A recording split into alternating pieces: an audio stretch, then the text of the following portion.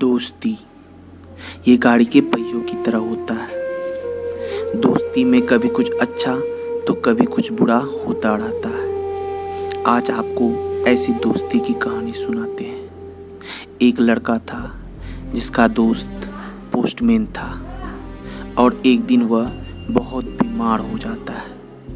जब उसकी बात उसके दोस्त को पता चलता है तो उसका दोस्त उसकी बची चिट्ठियाँ लेकर बांटने के लिए खुद निकल पड़ता है और वह बिल्कुल पोस्टमैन की तरह चिट्ठियाँ बांटते हुए एक घर के बाहर पहुंचता है और वहाँ वो बेल बजाता है और कुछ देर के बाद उस घर से एक लड़की निकलती है और उस पोस्टमैन के बारे में पूछता है। तो वो लड़का जवाब देता है कि मैं उसी का दोस्त हूँ और वो बीमार है, इसी वजह से मैं उसकी चिट्ठियाँ देने आया।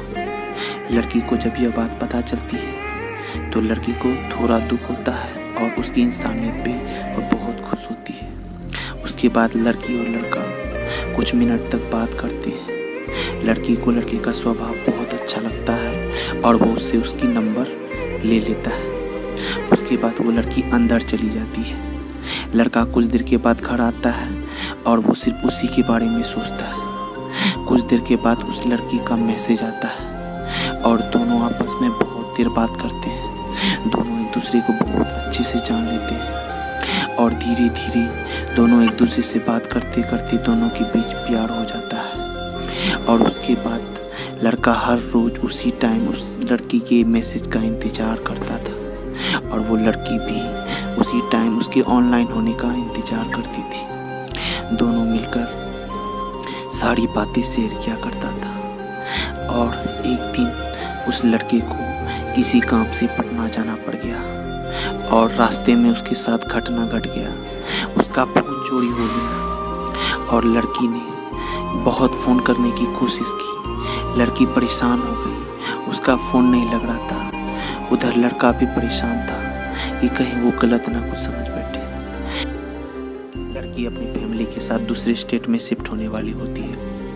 यह बात वो उस तक मैसेज पहुंचाना चाहती थी मगर यह बात उसे नहीं पहुंचा पा रही थी क्योंकि लड़के का फ़ोन ही नहीं लग रहा था। फिर लड़की यह बात उसके दोस्त को मैसेज करके बताता है जो दोस्त पोस्टमैन होता है। उसका दोस्त यह बात सुन के बहुत ही परेशान हो जाता है और वह लड़के को कांटेक्ट करने का कोशिश करता है। लड़के के परिवार से नंबर लेकर किसी तरह उस लड़के को खबर पहुँचाता है और जब यह बात लड़के को पता चलता है तो वह जल्दी से सुबह की बस पकड़ के आता है। तब तक में लड़की स्टेशन जा चुकी होती है। लड़की स्टेशन पर भी मैसेज करने की कोशिश करती है मगर वो लड़के का फ़ोन तो चोरी हो चुका होता है। वो फ़ोन लगता भी तो कहाँ से। तब तक में लड़की गाड़ी पकड़ के निकल चुकी होती है अपने परिवार के साथ। लड़का को बहुत दुख होता है, लड़का बहुत रोता है। उसके बाद वो पागलों की तरह हो जाता है। लड़का अपने गम भुलाने के लिए शराब पीने लगता है। जिंदगी से परेशान होकर सुसाइड करने का फैसला करता है और वह सुसाइड करने के लिए निकल पड़ता है। और तभी उसी वक्त उस रास्ते से उसका दोस्त गुजर रहा होता है। वो उसे रोकता है और उसे ये काम करने से मना करता है, उसे बहुत समझाता है। उसके बाद वो लड़का समझ जाता है। उसके बाद वो लड़का फैसला करता है वो अपने दोस्त के साथ ज़्यादा से ज़्यादा समय बिताएगा और दोस्त को गम भुलाने में उसकी मदद करेगा।